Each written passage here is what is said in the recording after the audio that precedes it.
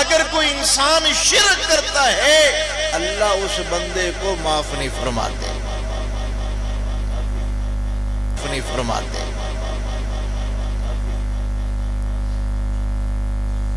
اللہ مشرک کی بخشش نہیں فرمائیں گے۔ سب سے پہلے اپنے عقیدے کی اصلاح کریں، اپنا ایمان مضبوط کریں۔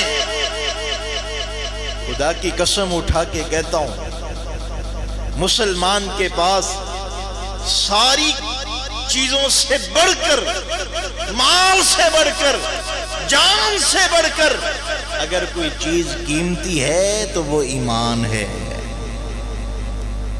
ان سفید داڑھی والوں سے پوچھو، ان کی زبانوں پر ایک جملہ ہوتا ہے، یہ کہا کرتے ہیں کہ ربا خاتمہ سونا کر دینا، اللہ خاتمہ سونا کر دینا۔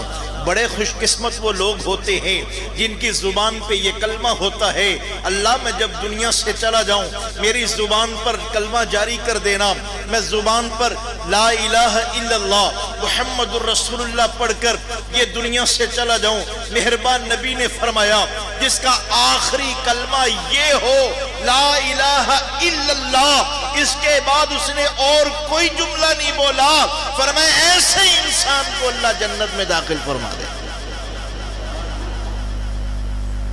اللہ سے دعا کیا کرو اللہ خاتمہ سونا کر دے، اللہ اعمال والی زندگی نصیب کر دے، ایمان والی موت نصیب کر دے۔ اگر اس دنیا سے ایمان صحیح سلامت بچا کے لے گئے تو کامیاب ہیں۔ مہربان نبی علیہ السلام نے فرمایا میرے صحابہ ایک وقت ایسا آئے گا کہ لوگ صبح کے وقت مسلمان ہوں گے تو شام کو کافر ہو جائیں گے، شام کو اگر وہ مسلمان ہیں تو صبح کو کافر ہو جائیں گے۔ آقا کریم نے فرمایا میرے صحابہ یہ وقت آنے والا ہے، آج کا یہ دور بڑا ہی پرفتن دور ہے، میں آپ کو اس بات کی دعوت دینے جا رہا ہوں۔ اور لوگوں اس وقت سب سے زیادہ ضروری چیز اس کی یہ ہے کہ اپنے ایمان کی حفاظت کرے۔ فرمایا صحابہ نے کہا اللہ کے سونے نبی جب یہ وقت ہوگا ہمیں کیا کرنا پڑے گا؟ آپ نے فرمایا اس وقت تم نے اور کچھ نہیں کرنا، فرمایا اپنے ایمان کی حفاظت کرنا، اپنے ایمان کی حفاظت کرنا۔ فرمایا دوسرا بندہ جس کی اس رات بھی بخشش نہیں ہوتی، فرمایا وہ بندہ ہوتا ہے جو دل کے اندر کینہ رکھے، جو دل کے اندر حسد رکھتا ہے، جو دل کے اندر بغض رکھتا ہے، ایسے بندے کی بھی اس رات بخشش نہیں ہوتی۔ یار ہم سب لوگ اسی معاشرے کے حصہ ہیں، اسی معاشرے میں رہنے والے ہیں، ہمارے آس پاس کتنے ہی ایسے لوگ موجود ہیں یار سارا دن ان کا مسجد کے اندر گزرتا ہے، سارا دن ہم نے ان کو دیکھا وہ قرآن کی تلاوت کر رہا ہے، ہر سال ہم ان کو دیکھتے ہیں حاجی حج کرنے کے لیے جا رہا ہے، ہر سال ہم ان کو دیکھتے ہیں لوگوں کے درمیان وہ خیرات تقسیم کر رہا ہے، لوگ اکٹھے کر کے ان کی دعوتیں بھی ہو رہی ہیں، لیکن دل اس کا صاف نہیں ہے، من صاف نہیں ہے، لوگوں کے لیے دل کے اندر حسد کینہ بغض جمائے بیٹھا ہے، دلوں کے اندر حسد کینہ بغض لیے بیٹھا ہے۔ ایسا حاجی جتنی مرضی حجیں کر لے، ایسا نمازی جتنی مرضی نمازیں پڑھ لے، جتنا مرضی قرآن پڑھ لے، دلوں کے اندر اگر حسد کینہ بغض جیسی بیماریاں موجود ہیں، اللہ حاجی کی حج قبول نہ کرے، نمازی کی نماز قبول نہ کرے، قاری کا قرآن قبول نہ کرے، عبادت کرنے والے کی عبادت قبول نہ ہو۔ دلوں کو صاف کر لو۔ ایک پیارا صحابی جس کا نام سیدنا معاذ رضی اللہ تعالی عنہ ہے۔ آپ علیہ السلام نے فرمایا اور میرے پیارے صحابی اے معاذ تجھے ایک ایسا عمل نہ بتلاؤں اگر تو کرے تو سیدھا جنت میں چلا جائے۔ معاذ کہنے لگے یا رسول اللہ صلی اللہ علیہ وسلم آپ مجھے بتلائیے، میں وہ عمل کرنے کے لیے تیار ہوں، ایسا کون سا عمل ہے میں کروں سیدھا جنت میں چلا جاؤں؟ اللہ کے سونے نبی خاموش ہو جاتے ہیں۔ تھوڑی دیر کے بعد یہی جملہ ارشاد فرمایا، سیدنا معاذ نے پھر یہی جواب دیا۔ تیسری مرتبہ مہربان نبی علیہ السلام نے یہی جملہ ارشاد فرمایا، اے معاذ تجھے ایک ایسا عمل نہ بتلاؤں اگر تو کرے تو سیدھا جنت میں چلا جائے؟ معاذ کہنے لگے یا رسول اللہ ایسا کون سا عمل ہے میں کروں تو سیدھا جنت میں چلا جاؤں؟ آپ نے فرمایا معاذ اپنے دل کو لوگوں کے لیے آئینے کی طرح صاف کر لے تو سیدھا جنت میں چلا جائے گا۔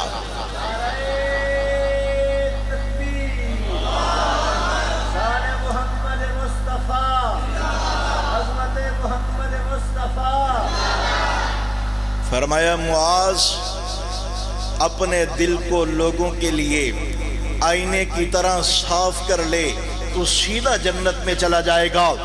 یہ نہیں کہا معاذ تو نماز پڑھا کر، یہ نہیں کہا اے معاذ تو حج کیا کر، یہ نہیں کہا اے معاذ تو اتنے قرآن پڑھے گا پھر جنت میں جائے گا۔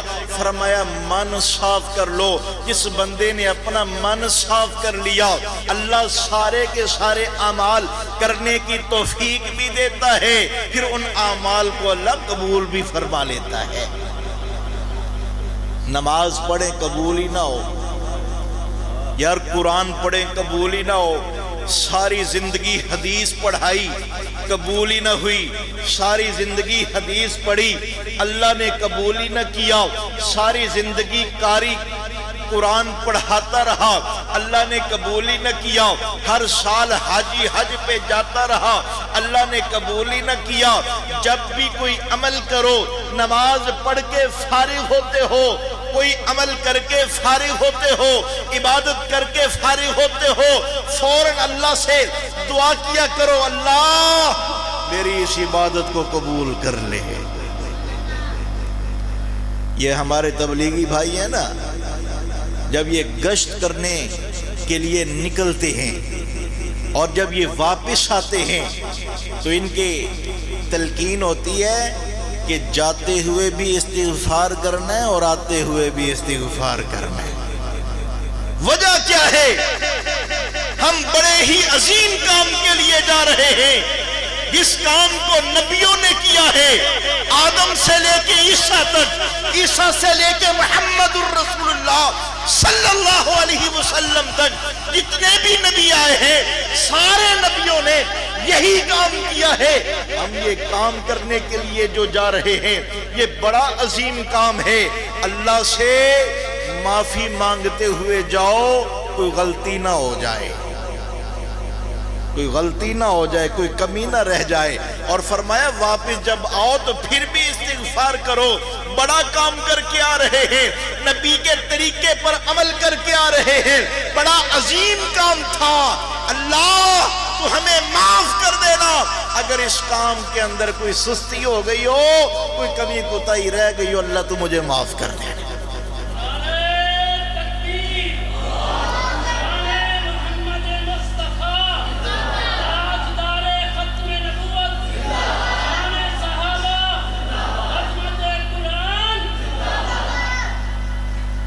تو دوسرا بندہ کون ہے؟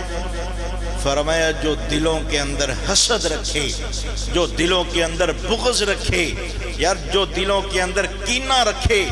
آج ہم بھی اسی معاشرے میں رہنے والے ہیں، یار میں نے سکے بھائی کو بھائی سے حسد کرتے ہوئے دیکھا ہے، دونوں گھر ساتھ ساتھ ہیں، ایک بھائی کو اللہ نے نواز دیا ہے، اس نے گھر سونا بنا لیا، دوسرے کا گھر چھوٹا ہے، اتنا سونا نہیں ہے، وہ دل کے اندر اپنے بھائی کے لیے حسد کرتا ہوا نظر آتا ہے، بغض رکھے ہوئے نظر آتا ہے، پھر جائے گا ایسے لوگوں کے پاس، جاہلوں کے پاس جائے گا کہ میرا بھائی مجھ سے آگے نکل گیا، کیوں نہ ہو کہ وہ بھی میری طرح ہو جائے۔ آج دو بھائیوں کی دکان اکٹھی ہو، یار ایک پہ گاہک زیادہ آنا شروع ہو جائیں، دوسرے پہ نہ آئیں، وہ حسد کرتا ہوا نظر آتا ہے، وہ دل میں بغض رکھتا ہوا نظر آتا ہے۔ میں نے ایسے بھائیوں کو بھی دیکھا ہے، ایسے رشتہ داروں کو بھی دیکھا ہے، ایسے عزیزوں کو بھی دیکھا ہے جو یہ کہتے ہوئے نظر آتے ہیں، او میاں آج کے بعد میرا مرنا جینا ان کے ساتھ ختم ہے۔ سکا بھائی دنیا سے چلا گیا، بھائی جنازے کے لیے نہیں آ رہا۔ جھگڑا اس بات پہ تھا کہ یار اس نے میری تھوڑی سی زمین قبض کر لی تھی، ہمارا ایک بالشت کا رولا پڑ گیا، ہمارے بننے کا رولا پڑ گیا۔ دیہات کا علاقہ ہے، بننے پہ آ کے لوگ ایک دوسرے کا قتل کرنے کے لیے تیار ہو جاتے ہیں، گھر سانجے ہوتے ہیں، چھوٹی سی دیوار کا مسئلہ بنا، ہم نے گھر میں بہت بڑا جھگڑا کھڑا کر دیا، اپنا مرنا جینا ختم کر دیا۔ آقا کریم علیہ السلام نے فرمایا آؤ نا تمہیں سونے پیغمبر کی ایک حدیث سناؤں، بڑی عجیب حدیث ہے۔ آپ نے فرمایا میرے صحابہ دو بندے ہیں، ان دو میں سے ایک حق پر ہوگا، ایک نہ حق ہوگا۔ جو حق پر ہے وہ اپنا حق اس لیے چھوڑ دے کہ اللہ اور اللہ کے رسول کو جھگڑا پسند نہیں ہے، جھگڑے کو ناپسند کرتے ہیں۔ میں محمد کل قیامت کے دن جو بندہ حق پر ہوگا اپنا حق اس لیے چھوڑ دیتا ہے تاکہ جھگڑا ختم ہو جائے، میرا بھائی مجھ سے راضی ہو جائے۔ میں محمد کل قیامت کے دن اللہ سے جنت کے بالکل درمیان اس بندے کو اللہ سے بہت بڑا محل لے کر دوں گا، بہت بڑا محل لے کر دوں گا۔ اگر اس کی عزت میں کوئی فرق آ جائے میں محمد اپنی عزت اس بندے کو دوں گا۔ بتلاؤ نا ذرا، ہمارے نبی کی تعلیمات پر عمل کر کے تو دیکھیں، زندگی میں سکون ہی سکون آ جائے گا۔ نبی کی شریعت کو سینے سے لگا کر دیکھیں، نبی کی سنت کو گھروں میں لا کر تو دیکھیں، زندگی میں سکون ہی سکون آ جائے گا۔ دو بہنیں آپس میں بولتی نہیں ہیں، دو بھائی آپس میں بولتے نہیں ہیں، عزیزوں میں تھوڑا سا جھگڑا ہوا، ساری زندگی کے لیے انہوں نے ایک دوسرے کے گھر آنا اور جانا چھوڑ دیا۔ وہی جھگڑا اولادوں کے اندر بھی منتقل ہوا۔ یہ ہمارے باپ سے لڑا تھا، اولاد کہتی ہوئی نظر آتی ہے ان کی ہمارے دادا سے لڑائی تھی، اس لیے ہمارا آنا جانا ان کے ساتھ ختم ہو گیا۔ اور حدیث پاک میں آتا ہے اللہ اس رات بڑے بڑے گناہگاروں کی بخشش کا اعلان فرما دیتے ہیں۔ فرمایا جو بندہ قطع تعلقی کرنے والا ہے، جو بندہ رشتے کو توڑنے والا ہے، جو بندہ رشتہ داری کو ختم کرنے والا ہے، فرمایا اس رات اس بندے کی اللہ بخشش نہیں فرماتے۔ جو بندہ رشتہ داری کو توڑ دے، جو بندہ قطع تعلقی کرے، جو بندہ اپنے عزیزوں کو چھوڑ دے، فرمایا اللہ اس رات بھی اس بندے کی بخشش نہیں فرماتے۔ اور ایک بندہ وہ جو والدین کا نافرمان ہوگا۔ ہمارے معاشرے میں یہ مرض بھی آج ہر گھر کے اندر موجود ہے، اولادیں اپنے ماں باپ کی نافرمان ہو گئی، باپ کو گالی دیتے ہوئے دکھائی دیتے ہیں، بیٹیاں ماں کو گالی دیتی ہوئی دکھائی دیتی ہیں، والدین کے نافرمان کی بھی اللہ اس رات بخشش نہیں فرماتے۔ حدیث پاک میں آتا ہے مہربان نبی نے فرمایا جو بندہ نافرمان ہو اپنے والدین کا، کل قیامت کے دن اللہ اس بندے کی طرف رحمت کی نظر سے نہیں دیکھے گا۔ یار کل قیامت کا دن بڑا ہولناک ہونے والا ہے۔